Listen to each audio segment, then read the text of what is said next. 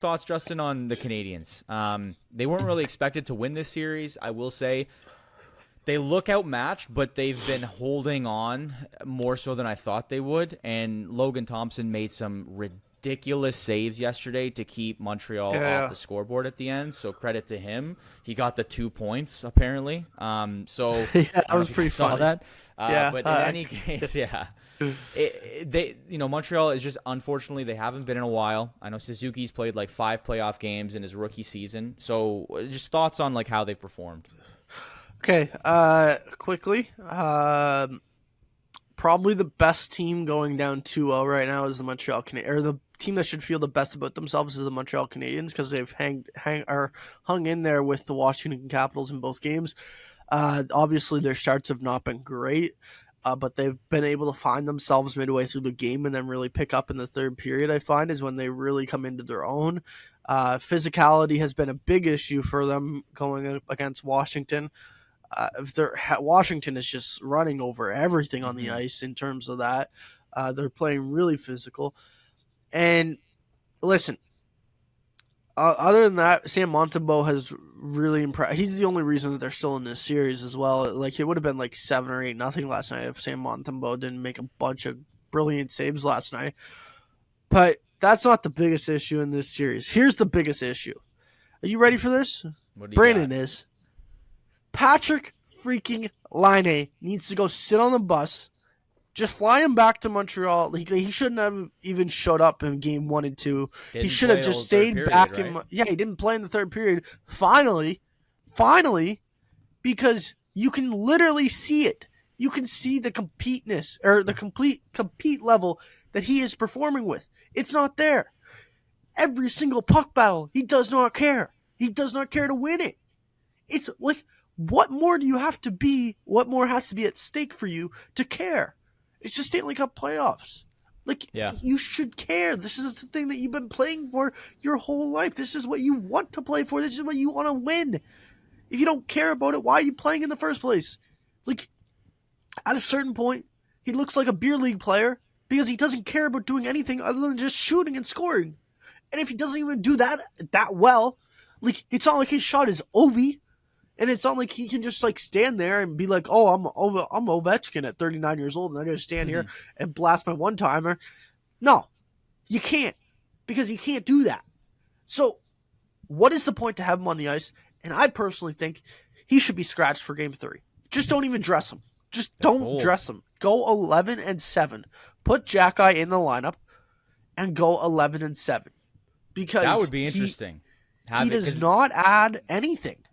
Canadians fans have been sort of like, I don't know, maybe media specifically, but I'm sure fans alike have been asking for Jack Guy. Like, there's no, outside of Josh Anderson, who's throwing hits, who's being physical, who's able to do so. You look at the size of Laine and you're like, oh, wow, he could really do some damage out there. No. He's just going to go sit on the... Yeah, he's just going to go sit on the bench and probably fiddle his thumbs over there. No, it's ridiculous. It's ridiculous. Like, and you can see the lazy type of play. Like, there was one play last night. He's breaking into the zone, and he throws a puck. He's trying to pass the puck. And I texted Brandon, and I said, what the hell was that? Because he literally just passed the puck to the Washington defense and just, like, turned the puck over, did not skate back. He did not care one bit. Then he gets mad that he gets benched. How are you mad? It's your own fault. Like, you don't care. If you cared, maybe he would actually play you. But yeah. No, I mean, that's what's so disappointing about it all. It just doesn't feel like it all makes sense. Like, you're right. Like, he's there to help score goals and provide offense for the team.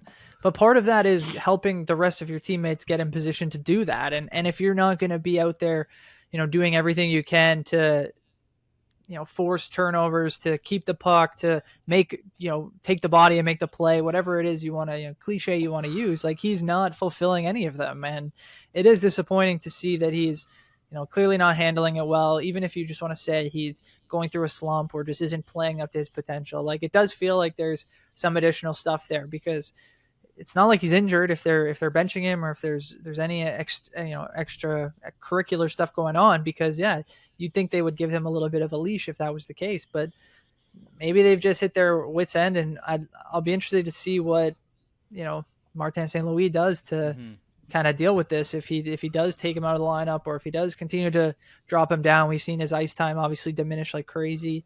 Because I don't know. I think he's one of those guys that can give you, at his best, a good opportunity to play with a team like Washington. But at the same time, like, they're just not there. They're clearly just not there yet where they're ready to kind of make that jump. So, like, you have to toe the line very carefully. And I'm not an expert or I'm never going to try to tell, an NHL head coach what to do. But I would definitely be sitting down with him and being like, what are you doing here? Because if I'm not mistaken, he's got another year on his contract, I think, Justin. I think we lost you there. Oh, we can't hear you there, but he's got one more year at 5 or 8.7. But like his last 5 games are 11. This is going back to the regular season against Toronto, Chicago, Carolina, Washington. 11-13, 15-17, 11-56, 13-14, and 10-10. Yeah, he's not being played. Like he only had 11 shifts in game 2. Was benched for the whole third period. Well, yeah. There's definitely a reason. Like, you shouldn't, like. Anyway, I mean, I remember when like, this was years ago, 9 years ago, 10 years ago now, when he was drafted, and the conversations were like Matthews or Laine, and I know Puyarvi was up in the mix early on in that draft year, but it was the Matthews Laine, and I don't think there was ever any like swaying in the minds of the Toronto Brass that they were going to take Austin Matthews, but that was the conversation, is Laine the guy that's going to get the job done? Now, obviously, Austin Matthews hasn't gotten the Leafs anywhere either. Like, understandably, he's played incredibly. He's been a much better player. It's not even an argument. They haven't made it past the first round more than once, but he's contributing to the team, whereas Laine's bounced around. Was his fourth team already? Fourth team? And, like, third team. And it feels like he's been on more just because he's got those seasons where he's done absolutely nothing. And unfortunately, I think he's developed the reputation that he doesn't care, and he's just there to get his cookies and leave. And I don't know. It's tough to see, and obviously there's excitement for him the beginning of the year before he got hurt in the preseason. But man, this just might be the player that he is.